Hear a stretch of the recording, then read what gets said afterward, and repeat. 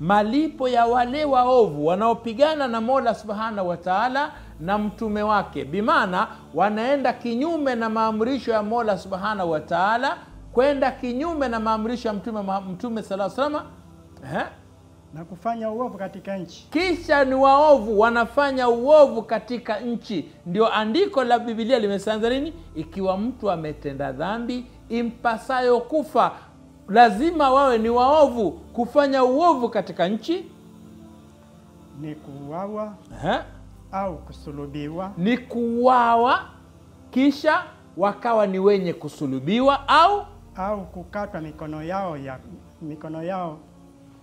yao na miguu yao kwa mabadilisho, au kukatwa mkono kwa miguu kwa mabadilisho. Ndio sababu utaona katika hukumu ambayo imekuja kwa Uislamu, ikiwa mtu afanya ufisadi wa wizi, mtu anakuwa ni mwizi, anaangaliwa hana sababu bali ni mwizi mzoefu, basi mtu huyu anakatwa mkono. Na suala hili liko hata katika kitabu cha ndugu zetu.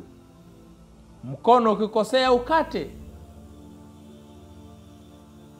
au anakatwa kwa mabadilisho, mkono wa kulia kwa mguu wa kushoto, mkono wa kulia kwa mguu wa kushoto, na mkono wa kushoto kwa mguu wa kulia sana, au kuhamishwa katika nchi, au watu wale wanahamishwa katika nchi, watu wabaya. Kwa hivyo tunapata ushahidi kwamba andiko la kwanza la kitabu cha Taurati, andiko la pili katika Qur'ani zinaafikiana kwamba msalabani hupelekwa watu waovu, watu wabaya, lakini kwanza huwa wanapigwa mawe, wanauawa, kisha wanaangikwa juu ya mti.